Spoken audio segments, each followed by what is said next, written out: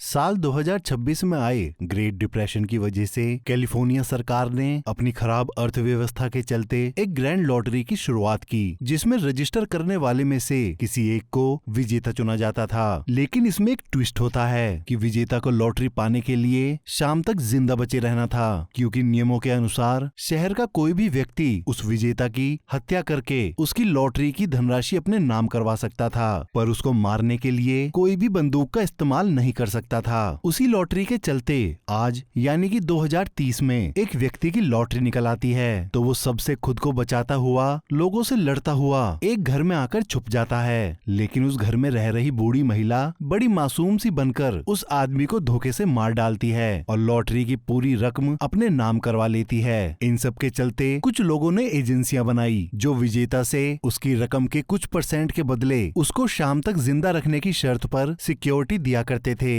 वैसे ही एक ग्रुप का लीडर लुइस होता है और कुछ फ्रीलांस भी इस काम को करते थे, जैसे नोएल। अब अगले विजेता के नाम की घोषणा से 18 घंटे पहले अपने बचपन में बाल कलाकार रही केटी नाम की लड़की फिर से अपनी एक्टिंग के दम पर काम हासिल करने के लिए कैलिफोर्निया आती है। उसके साथ बैठी एक बूढ़ी महिला केटी को नर्वस देखकर उसका हौसला बढ़ाने के लिए उससे कहती है कि हिम्मत करने से आपको कामयाबी जरूर मिलेगी। उसकी बातें केटी को तसल्ली देती हैं। फिर वो बूढ़ी महिला अपने स्टॉप पर उतर जाती है। तभी केटी को पता चलता है कि उस बूढ़ी महिला ने उसकी घड़ी चुरा ली थी। वहीं इस बार की लॉटरी का प्राइज 30,000 करोड़ रुपए रखा जाता है। इधर केटी शैडी के घर पहुंचती है, जहां उसने अपने लिए कमरा किराए पर लिया था। लेकिन वो देखती है शैडी ने ऑनलाइन अपने कमरे की फेक फोटो लगाई थी। वहां उसको किंग्स बेड की जगह एक सिंगल बेड मिलता है और वो एक छोटा सा कमरा था। उसके बाद केटी शैडी के बॉयफ्रेंड डीजे से मिलती है। उसकी हरकतें शैडी से भी ज्यादा अजीब होती हैं। केटी बड़ी मुश्किल से रात में सो पाती है। वहीं लॉटरी का विजेता घोषित करने में 11.5 घंटे ही बचे होते हैं। अगली सुबह केटी के रूम के ऊपर का टॉयलेट लीक कर जाता है और उससे उसके सारे कपड़े खराब हो जाते हैं। अब क्योंकि केटी को अपने ऑडिशन पर जाना था, तो शैडी 4,000 रुपए किराया लेकर उसे अपने कपड़े देती है। उन अजीब से कपड़ों को पहनकर केटी ऑडिशन में पहुंचती है, जहां उससे 16,000 रुपए की फीस के बदले 32,000 रुपए लिए जाते हैं। केटी किलसती हुई वो पैसे देकर अपना ऑडिशन देने अंदर जाती है। वहां वो गलती से खुद को भी लॉटरी के लिए रजिस्टर कर लेती है, पर कुछ ही देर में वो समझ जाती है यहाँ ये लोग उसका बेवकूफ बना रहे हैं, तो वो उनसे अपना पैसा मांगती है, पर वो उसको नहीं देते और उसे भगा देते हैं। अब केटी के पास सिर्फ $10 यानी कि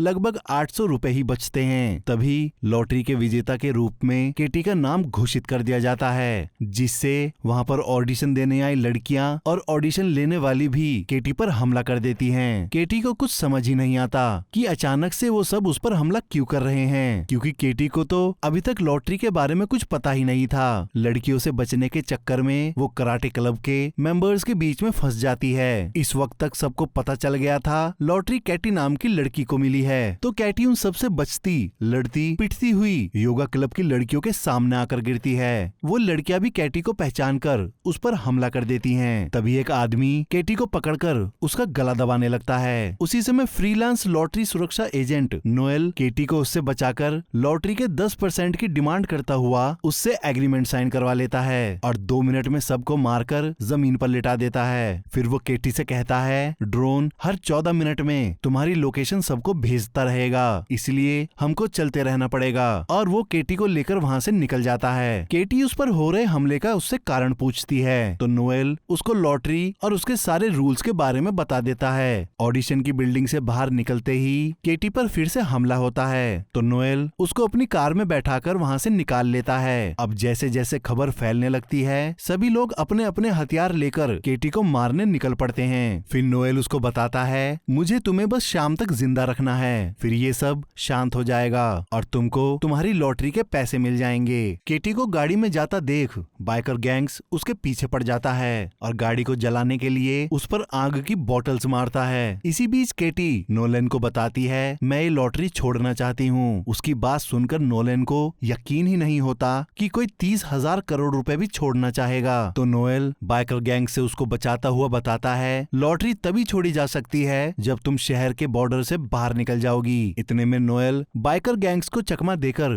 गोदाम के दूसरी साइड आ जाता है। अब केटी उसको शहर के बॉर्डर ग्रेप वाइन को पार करवाने वाली बात कहती है। इतने में गैंग उनको ढूंढकर फिर से उनके पीछे पड़ जाता है। तो नोएल अपनी कार दौड़ा देता है, लेकिन गैंग की एक महिला उनकी गाड़ी में कूदकर अंदर आ जाती है। तो नोएल गाड़ी का स्टीयरिंग केटी को देकर उस महिला से पिटने के बाद उसको गाड़ी से बाहर फेंक देता है। इस जद्दोजहद में वो गैंग से पीछा तो छुड़ा लेता है, लेकिन उसकी गाड़ी बर्बाद हो जाती है। अब नोएल पर भी भरोसा ना करने की वजह से केटी गाड़ी से निकलकर भागने लगती है। तभी दो पुलिस वालों को वहाँ देखकर केटी उनसे मदद मांगती है, लेकिन जैसे ही वो पुलिस वाले उस पर हमला करते हैं तो नोएल बीच में आकर केटी को बचाने की कोशिश करता है। तभी केटी वहाँ से भी भागती हुई गलती से सीधा मार्केट में ही आ जाती है, लेकिन वो खुद को छुपाकर मोम के पुतलों वाले म्यूजियम में आ जाती है। वहाँ का गार्ड केटी को म्यूजियम में छुपने देता है। तभी शेडी उसको कॉल करके उसकी लोकेशन पूछती है, पर केटी उसे अपनी लोकेशन नहीं बताती। तभी म्यूजियम में बजने वाली आवाज से शेडी और उसके बॉयफ्रेंड को पता चल जाता है कि केटी म्यूजियम में है। तो वो जल्दी से म्यूजियम पहुंचकर गार्ड को बेहोश कर केटी को पकड़ने की बहुत कोशिश करते हैं। काफी देर हाथापाई के बाद शेडी कुल्हाड़ी मारकर केटी को घायल कर देती है, पर केटी म्यूजियम का इमरजेंसी गेट लॉक बटन दबाकर उन दोनों को म्यूजियम के अंदर ही बंद करके वहाँ से निकल जाती है। बाहर आते ही लोग उसे पहचान लेते हैं। अब इससे पहले वो सब उस पर हमला करते तभी नोएल पुलिस की गाड़ी लेकर वहाँ पहुँच जाता है और उसको वहाँ से निकाल लेता है। अब गाड़ी में केटी नोएल से कहती है, मैं तुम पर यकीन कैसे करूँ, क्योंकि अगर मैं शहर नहीं छोड़ती तभी तुम्हें पैसा मिलेगा जो कि मैं छोड़ना चाहती हूँ। ऊपर से अगर तुम ही मुझे मार दो तो सारा पैसा तुम्हारा। इस पर नोएल उसे समझाता है, मैं एक अच्छा आदमी हूँ, मेरा उसूल लोगों की जिंदगियां बचाना है। फिर वो दोनों बॉम्ब शेल्टर में छुपने के लिए एमजेके के घर आते हैं, जहाँ एमजेके ने खुद के लिए एक पैनिक रूम बनवा रखा था। अब इससे पहले एमजेके डर से खुद ही पैनिक रूम में छुप जाता, तभी कैट और नोएल रूम में जाने से पहले ही एमजेके को गन से बेहोश कर देते हैं, जिससे वो वहाँ पर आने वाली भीड़ को उस रूम का पासवर्ड ना दे पाए। अब कैटी समझ जाती है कि नोएल सच में उसकी मदद करना चाहता है। वहीं सारी भीड़ पैनिक रूम के बाहर आकर उसको तोड़ने की कोशिश करती है, लेकिन शेडी एमजेके को होश में लाने के लिए उसको घसीटती हुई स्विमिंग पूल में फेंक देती है और उसको जगाकर रूम का पासवर्ड लेकर रूम की तरफ भाग पड़ती है। अब नोएल ना चाहते हुए भी